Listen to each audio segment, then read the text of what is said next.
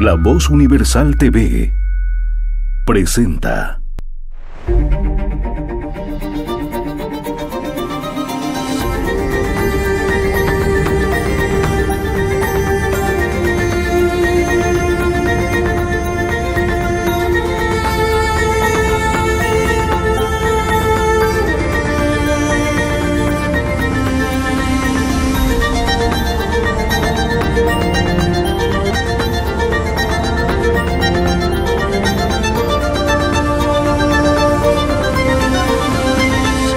Ideas que transforman, con Gonzalo Chávez.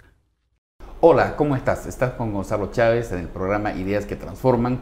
El día de hoy trataremos el tema sistemas de salud. Tenemos para ello un invitado que se llama Gonzalo Rojas. Él estuvo de gerente de la Caja Bancaria, estuvo de gerente de otros sistemas privados y tenemos el grato honor de tocar un tema tan sensible como es el tema del sistema de salud, entre los cuales está incluido el tema COVID. Muchísimas gracias por venir, Gonzalo. Apreciado Gonzalo, buenas tardes. Muchas gracias por la invitación y un saludo a toda tu audiencia. Muchísimas. Quisiera que comencemos por ver qué está pasando con los sistemas de salud en el mundo que no pueden controlar este tema del COVID. A ver, nadie pensaba una tragedia de este tipo.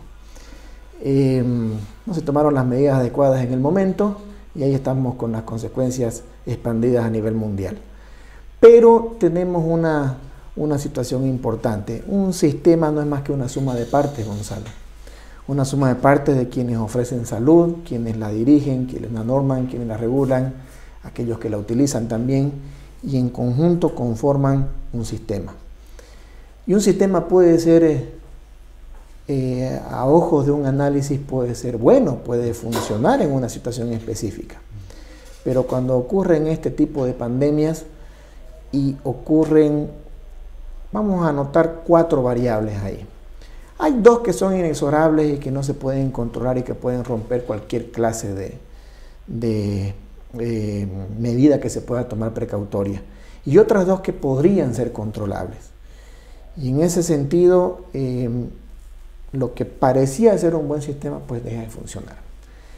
Y está claro, por ejemplo, hay 2 variables que te pueden definir una situación y llevarte al desastre. Estamos hablando de lo que es quedar sin empleo y la pobreza.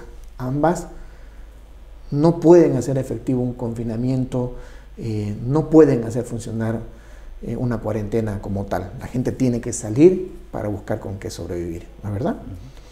Pero otras 2 variables, como lo que pueden ser las políticas de gobierno, las decisiones gubernamentales y el comportamiento de las personas, que deberían tener un sentido común mínimo y son controlables, ¿no es cierto? Se pueden tomar con un análisis y ver cuál es la mejor alternativa y decidir, ¿no es verdad? Pero estas 2 variables son las que te llevan a un desastre. Y te doy un ejemplo. Sudamérica, Latinoamérica como tal, concentra un 7% de la población mundial. 7%. Sin embargo, y en contrapartida, tenemos el 19% de los casos mundiales y fíjate vos, el 27% de las muertes, todo hablando de COVID-19. Entonces, de nuevo, tenemos el 7% de la población, pero nos vemos mucho más desproporcionadamente afectados en una pandemia mundial por lo que te acabo de decir. Las variables que no controlamos. ¿Y qué pasa con países tan pobres o más que los países de Sudamérica? Por darte una idea, Bangladesh, India y algunos países del África que tienen mayores niveles de pobreza y sí están pudiendo tener menores niveles de incidencia de muerte y de contagio. ¿A qué se debe eso? Probablemente haya un subregistro, en primer lugar. Yo considero que hay un subregistro importante y no se puede tener a cabalidad una idea de lo que pasa por culpa de este subregistro. Segundo lugar, definitivamente el coronavirus, el COVID-19 en este caso,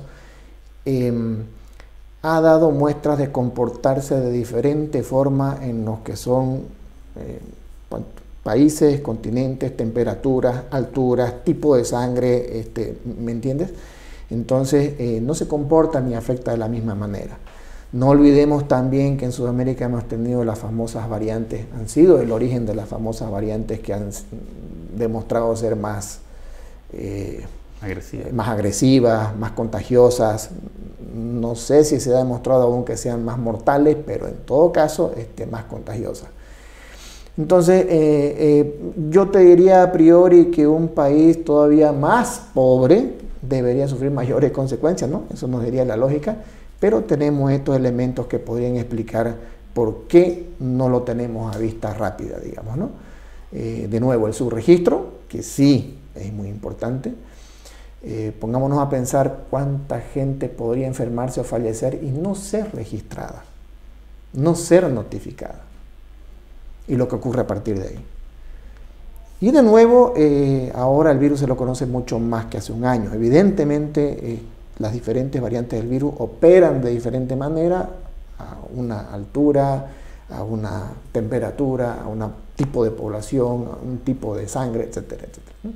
Sin embargo, en algunos países limítrofes, sin ir muy lejos, han ido tomando medidas precautorias a un renacimiento, a un reforzamiento del virus.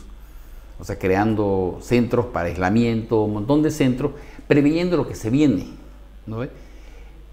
Y esos son países más organizados.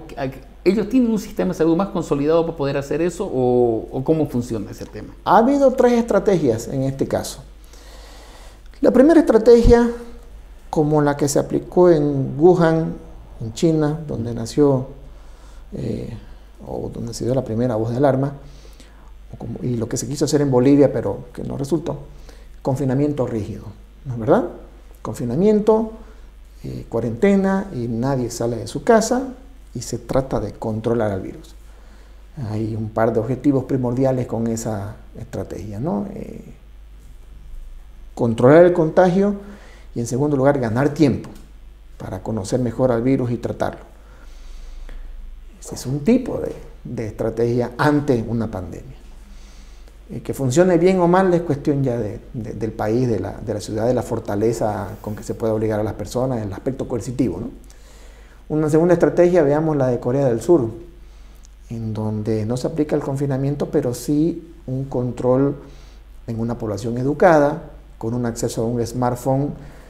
No es que nosotros no tengamos acceso a smartphone, sino que el uso del smartphone en Corea del Sur es mucho más útil, digamos, y productivo, en donde se puede traquear o hacer el registro y seguimiento de un individuo que se identifica como enfermo y a dónde estuvo en los últimos contagios. Y entonces con una población que no apaga el GPS por decirte, del smartphone. Cosa que hubiéramos hecho aquí en Bolivia, por ejemplo. Entonces, fue un tipo de estrategia que también tuvo su positividad, tuvo su nivel de éxito. Bueno, en otros países, un tercer tipo de estrategia, un poco crudas las palabras, pero es lo que se hizo. Por ejemplo, en Inglaterra, donde la pandemia no es nueva, ya han ocurrido pandemias anteriores en el mundo y la población ha subsistido, se creó la inmunidad de rebaño en algún momento y no fue a punta de confinamientos, ni de smartphone, ni de nada, ¿no? Fue una naturaleza, una cuestión de naturaleza. Y en palabras duras, pero así se dijo, van a tener que morir los que tengan que morir. Ejemplo, Inglaterra, Brasil. En parte Estados Unidos al comienzo del discurso de Donald Trump. Entonces ellos dejaron funcionar la economía, no pararon, le dieron el aspecto primordial a que la economía no puede caerse. En el caso de Brasil, aún hasta ahora. Entonces fueron tres tipos de estrategias que se siguieron. Cada una tiene su objetivo lógico, digamos, y positivo, pero también cada una puede tener consecuencias bien complicadas. Y la clave en cualquiera de los casos, en cualquiera de los países, en cualquiera de las situaciones, la clave es cómo se la ejecutó. Confinamiento rígido en Bolivia y en Wuhan, sí, la medida fue... ¿Cómo se cumplió? Se cumplió mucho mejor en Wuhan. Pero, digamos, está bien, estamos hablando de la pandemia, pero los sistemas de salud, digamos, en esos países es sostenible. O sea, el gobierno sí apoya en algo, apoya económicamente con las vacunas, con algunas cosas, pero el sistema funciona. ¿Sí? Aquí no. Así es. Yo tengo acá, me voy a permitir comentarte, un ranking de sistemas de salud mundial. Francia tiene el mejor sistema de salud mundial. Son 67 millones de franceses, la salud es pública y para todos. Hay una interacción importante pública y privada. Vamos a hablar de los componentes de un sistema de salud después, para que veamos la importancia de una interacción entre lo público y lo privado. A tenor de los países que tienen el mejor sistema de salud del mundo, estos 10 que son Francia, Italia, San Marino, Andorra, Malta, Singapur, España, Japón, qué sé yo, en todos hay un común denominador, la interacción público-privada. No puede desconectarse estos dos elementos para que funcione verdaderamente un sistema de salud. ¿Y qué es la interacción esa pública-privada? Bien, atienden la salud universal y la salud general de todos los habitantes, la parte pública, el Estado en este caso, a través de, por ejemplo, en Bolivia tenemos una clasificación de quienes brindan el servicio de salud. El Estado, la salud pública, la tenemos a través de gobernaciones y alcaldías, por una parte, la seguridad social por otra, y todo eso es público. También tenemos a los privados, todas las clínicas privadas y centros privados que hay en el país. Y además un cuarto elemento que, por ejemplo, son las ONG y las iglesias, que también brindan un servicio de salud específico y que tiene su peso, ¿no? En la parte pública, digamos, las gobernaciones que se encargan del tercer nivel, en salud se cuenta al revés. El primer nivel es el más básico, ¿no? Es una posta con una consulta específica general, ¿no? El segundo nivel consta de las 4 especialidades básicas: medicina general, pediatría, ginecología y cirugía. Y el tercer nivel, que es el más complejo, ¿no? Con exámenes complementarios y demás. Entonces, mientras más alto el nivel, más complejidad y así. Entonces, el tercer nivel está a cargo de las gobernaciones en Bolivia. En Santa Cruz, los 5 hospitales de tercer nivel, que son Hospital Japonés, San Juan de Dios, la maternidad, el Hospital de Niños y el oncológico, están a cargo de la gobernación. Toda la cadena de hospitales de segundo nivel y la red de centros de primer nivel está a cargo de la alcaldía. Y después tenemos la parte privada, que mayormente son clínicas de segundo nivel y centros ambulatorios de primer nivel también. Y lo que hacen las ONG e iglesias como, por ejemplo, ProSalud, CIES, que tienen un peso, concentran, Colping, ¿no? Algunas iglesias que tienen hospitales que son meridianamente importantes. Si no congeniamos, coordinamos a todo este grupo de elementos, que estoy hablando de 3.300 establecimientos en Bolivia, 3.300 unidades que brindan estos servicios. Si no los podemos coordinar, interactuar para que atiendan a toda la población de Bolivia, no hay seguridad social universal en Bolivia. Entonces, el esfuerzo del programa de salud universal, salud para todos, es muy complejo que se dé. Ya estaba colapsado el sistema público, la seguridad social, que atiende a 4 millones de personas en nuestro país, ya estaba colapsada, y encima le hemos metido seguro universal. Los hospitales de tercer nivel de la gobernación y de la alcaldía ya estaban colapsados y les metimos seguro universal. Entonces, a eso tiene que apoyar la parte privada. Nuestro gasto en salud es el 6.3% del PIB. Alcanza unos 2.500 millones de dólares. ¿Es insuficiente? Totalmente. Esto debería estar en un 7-8% según la Organización Mundial de la Salud. Hay un gasto per cápita en nuestro país de apenas $224 por persona. No, es insuficiente. Entonces, fuera de eso, alguna vez lo hemos conversado contigo, creo que es el génesis de esta entrevista, el mal uso que se hace de los recursos disponibles. Agregarle a todo ese panorama que te acabo de comentar, agreguémosle el hecho de que el mal uso de los recursos que tenemos en nuestro país es vergonzoso. Yo he visto en algunas de mis consultorías, en algunos de mis trabajos, quiero darte un ejemplo específico para que se entienda bien. Vamos a decir que en cierto modelo de atención de salud se deben realizar por protocolo médico y demás, por cada 100 consultas nuevas, 100 laboratorios. Lo que vemos es que se hace 120, 140, 150, 200 laboratorios en algún lugar por cada 100 consultas. Innecesariamente. Nuestro promedio de estancia día cama debería ser 2 días y medio, 3 días. Tenemos 4 días cama de promedio, por ejemplo, en la Seguridad Social. Ese día cama, si contamos los cientos de miles de días cama que son innecesarios, es mucho dinero. ¿Y eso es por la ineficiencia? Sí, ineficiencia. Ineficiencia, hay un problema de incapacidad en la cuestión administrativa de salud. Muchas veces, yo lo voy a decir claramente, ¿no? Yo no tengo mucho problema ahí, es lo justo y necesario. Tenemos mucho problema en que los cargos administrativos o las gerencias hospitalarias no sean pues meritocracia, ¿no? Sino más bien un compadrerío, no sé, una cuestión política por ahí. Y bueno, las consecuencias de gerentar mal son que la estadística de salud de nuestro país en general, particularmente en la seguridad social, sean realmente vergonzosas. Y ese costo, fuera de que ya está colapsado el sistema, todavía lo seguimos cargando más con esa ineficiencia. Por ejemplo, en Estados Unidos, mucha gente compra un seguro, está obligado a tener un seguro, y cuando vienen problemas de cualquier tipo, el seguro cubre.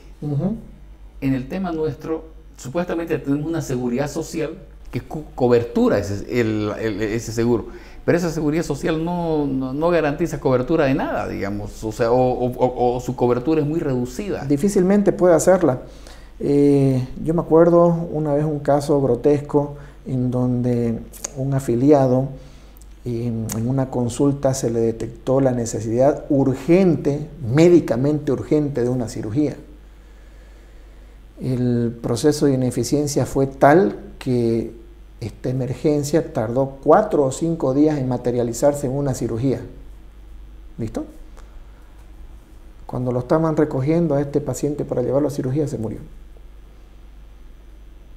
No puedes contemplar o creer que una situación de emergencia vaya a esperar 4 o 5 días la parte burocrática. Entonces, la seguridad social, por el colapso, por el mal uso, la ineficiencia administrativa, todos los factores que puedan ser, no puede lamentablemente cubrirte. Tiene la misión jurídica y legal y las facultades para integralmente al 100% cubrir todo, pero no puede. Esos son los hechos. Tenemos 8 o 9 entidades de seguridad social de corto plazo. La Caja Nacional, la Caja Petrolera, la Caja Bancaria Estatal, la Caja Bancaria Privada, CINEC, Cordes, el Seguro Social Universitario y algún otro que me estoy olvidando. Algunos de ellos tienen que comprar servicios. No pueden dar el 100% de cobertura a sus propios afiliados, entonces tienen que comprar servicios, ya sea a otras cajas o al ámbito privado inclusive. Está documentado acá, ¿no? En nuestra ciudad los hospitales de tercer nivel se han visto rebasados y han sido autorizados, ¿verdad?, a comprar servicios a las clínicas privadas. Entonces, es el camino. Se tiene que interactuar la parte pública y privada integralmente para poder hacer frente a un seguro universal. ¿Y qué pasa con la informalidad? Con las personas que no aporten al sistema jubilatorio y el sistema de salud, pero sí tienen el seguro universal. Por ejemplo, conozco un caso particular en Tarija. Tarija, en su gobernación, tiene funcionando el SUS, Seguro Universal de Salud de Tarija. Entonces, la gobernación garantiza a quienes estén afiliados a este seguro que tienen que ser residentes tarijeños y demás, ¿no? Hay algunas cosas ahí, pero la gobernación es la que garantiza y paga por esos servicios a quien lo realiza, en este caso el Hospital San Juan de Dios de Tarija. Es un sistema de salud universal en ese departamento que ha funcionado durante algunos años, pero que a la fecha está colapsado, tanto en la parte económica como en la parte de estadística médica. Es uno de los lugares donde yo he visto un uso irracional de los recursos, donde la relación o correlación que tiene que haber entre laboratorio, ecografía, internación, rayos X, cirugía, con la consulta, que es una correlación estadística universal, está totalmente distorsionada. Entonces, la gobernación se ve en la necesidad o en el problema de no poder pagar esos servicios. ¿Cómo vas a arreglar eso? ¿Cómo vas a volver atrás? La seguridad social universal en Tarija ya es una conquista de la población tarijeña, ¿no? No se la puede suspender de un día para otro. Entonces, se debe arreglar este uso, se debe tender a un uso racional de los recursos. Si no, ningún sistema aguanta. Otro ejemplo, yo fui gerente de la caja bancaria. Yo no podía creer que en ese entonces la caja bancaria tenía 50.000 afiliados, pero producía 600.000 consultas al año. ¿Esto? Un promedio, eran 9 consultas, cada afiliado iba al año 9 veces a la consulta. Yo no podía creer que la población a la que nosotros dábamos cobertura, que era la bancaria, esté tan enferma como para ir 9 veces en promedio a la consulta al año en la caja bancaria. 9 veces. Y yo reclamaba y quería saber por qué. Y me dijo una vez la encargada del call center, me dijo, venga, levántese un día a las 6 de la mañana y venga y vea cómo es. Y yo fui. Y un ejemplo, me dice la señora, quiero una consulta ginecológica. Y le digo, señora, no hay, ya se acabaron. Entonces deme una cardiológica, me dijo. No, pues señora, o sea, no es cualquier cosa. Además, cardiología ya también está ocupada, ya está copada, ¿no? Entonces, ¿qué hay libre? Me dijo. Entonces, no puede ser. El afiliado tiene que tener conciencia de que no es un servicio ilimitado. El afiliado tiene que tener conciencia de que no se trata de reventarlo al seguro. No se trata de que el médico me diga, a ver, hágase este examen y este otro, y este también, y por si acaso hágase. No es así. El protocolo médico, la medicina basada en evidencia, el uso racional de los recursos, el respaldo de los tratamientos diagnósticos, tienen una correlación. Todo, laboratorio, ecografía, internación, cirugía, rayos X, todo tiene una correlación estadística con la consulta. Entonces, no puede ser que se haga un mal uso de eso. Ningún sistema, por más bueno que sea, va a tolerar, va a soportar semejante abuso Entonces, las consultas que se tengan que hacer tienen que ser justificadas. Los laboratorios que se tengan que hacer tienen que ser justificados. Yo te pregunto, vos vas a un médico ahorita, pagando de tu plata, privado. ¿Te gustaría que te pidan laboratorios que no son? No. ¿Que te operen una cirugía que no se justifica? No, ¿verdad? Pero eso pasa. Resulta que hay otro problema más en la parte privada, que tenemos una medicina muy mercantilizada. Entonces, esos son aspectos fundamentales que es bueno abordar en nuestro país, en nuestra problemática, en nuestro análisis, si es que queremos avanzar en el concepto de salud. El 83% de la población en Bolivia no aporta al sistema jubilatorio ni al sistema de salud.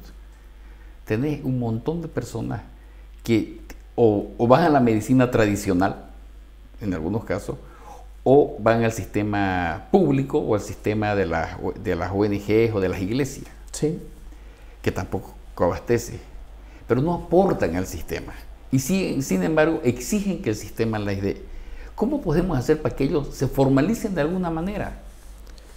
Hay algunas ideas para afiliar a toda esta gente voluntariamente a los seguros de salud. Pero primero se debe trabajar dos elementos muy visibles y uno uno no tanto. Los dos elementos visibles son infraestructura y equipamiento, que esos sí son claramente necesarios de trabajar, y el otro más, ¿no? Gerencia y administración en salud y la parte médica. Aquí en Bolivia es uno de los países que tiene menos relación de médicos por cada 10.000 habitantes. En Bolivia en total, yo estaba calculando, no son más de 24.000 profesionales médicos. Entonces la formación, estos aspectos deberían mejorarse para que este sistema pueda copar, atender y coberturar a toda la parte que no tiene posibilidad de un seguro médico. Entonces es la única manera, y ese seguro es voluntario, ¿no? Habrá que tener un rango de aporte, pero ¿habría alguna forma de generar algún modelo para que ese voluntario sea casi obligatorio de alguna forma?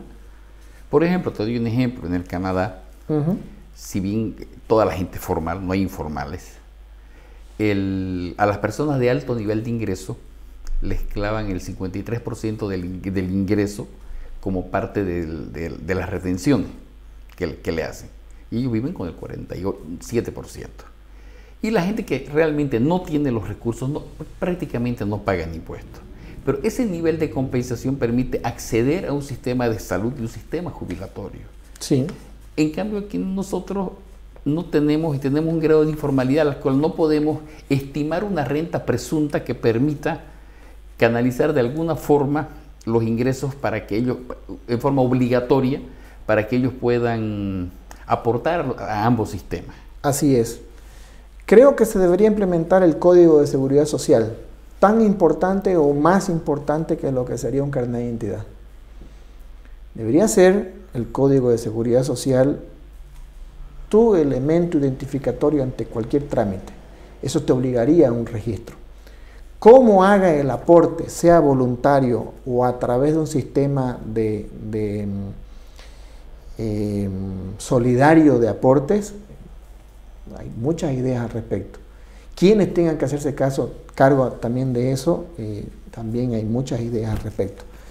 En todo caso, la única forma de encarar, implementar y que funcione realmente un seguro social universal es una interacción entre todos los elementos que te mencioné hace un momento, ¿no? La parte pública, alcaldías, gobernaciones y seguridad social de corto plazo, y la parte privada y las ONG e iglesias. Todos estos tienen que estar alineados para un seguro social universal. Es así y no de otra forma como funciona en otros países. No hay otra manera. Una consulta. Por ejemplo, la caja petrolera antes la manejaban los empleados del sector petrolero. Era una caja de... ¿A qué se debe que el Estado central pone al presidente, al gerente y a todos los demás, si son los aportantes los que ponen para el sistema de salud? O sea, hay una incoherencia ahí, ¿no? ¿O estoy equivocado? No, evidentemente, por ejemplo, la seguridad social de corto plazo en Bolivia, estos 8 entes gestores que te dije, Caja Nacional, Caja Petrolera, Caja Bancaria, reciben 800 millones de dólares por año de aporte. De los aportantes. ¿Pero quién es el aportante? Es el 10% de la parte patronal. Entonces el patrón es el empresario, quien da el empleo, puede ser el empresario, puede ser el gobierno también. El trabajador como tal no hace un aporte a la seguridad social, sino es el empleador. 800 millones de dólares. 500 millones recibe la Caja Nacional. Tiene 3 millones de afiliados, sin embargo. 150 o 160 millones de dólares recibe la Caja Petrolera de todos sus aportantes. Entonces, son montos considerables. Son montos que han despertado, lo voy a decir claramente de nuevo, la necesidad de una intervención política de parte del gobierno de turno. Yo me acuerdo que el gerente, antes, ¿no? El gerente de la Caja Nacional era más poderoso que el ministro de Salud. La Caja Nacional es la empresa más grande de Bolivia. Deben ser, no sé, más de 14.000 trabajadores, 500 millones de dólares en ingresos por año a nivel nacional y demás. Entonces su directorio es puesto por el Estado. Sí, tiene tiene un interés, digamos así, de parte del gobierno, de parte de la COP, qué sé yo. La caja petrolera ocurre lo mismo. En todas las cajas, en realidad. En todas las cajas. Hay una intención de parte del gobierno. Es mucho el dinero que se ingresa y que también tienen en ahorros. Hay muchos millones de dólares en ahorros listos para inversión de la parte de la seguridad social de corto plazo. Entonces, indiscutiblemente pues despierta, ¿no?, la necesidad de intervención.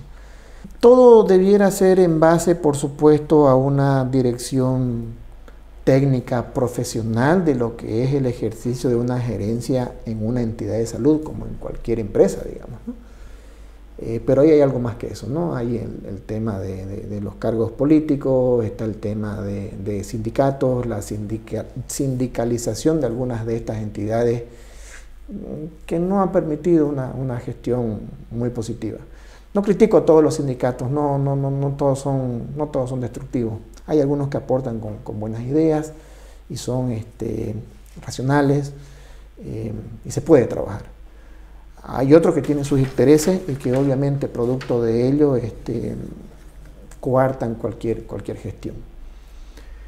Pero eso es lo que pasa. Bueno, Gonzalo, muchísimas gracias. Realmente nos ha dado muchas luces. Tocamos el día de hoy un tema súper importante que es el tema del sistema de salud. Nos dimos cuenta que los problemas grandes a nivel universal es la pobreza y el desempleo, uno como factores críticos para el tema de la salud. Y también nos damos cuenta que en Bolivia tenemos un problema muy crítico que es el tema de las inconsistencias administrativas del sistema de salud. No solamente basta tener muchos médicos, que nos hace falta, pero también mejorar los sistemas administrativos, optimizar estos sistemas para que esto funcione. No puede ser que haya tanta demanda, tantas personas que quieran ir al hospital cuando realmente no se necesita que vayan tantas personas tantas veces al hospital. Realmente les agradecemos muchísimo por esta entrevista. Ideas que transforman con Gonzalo Chávez.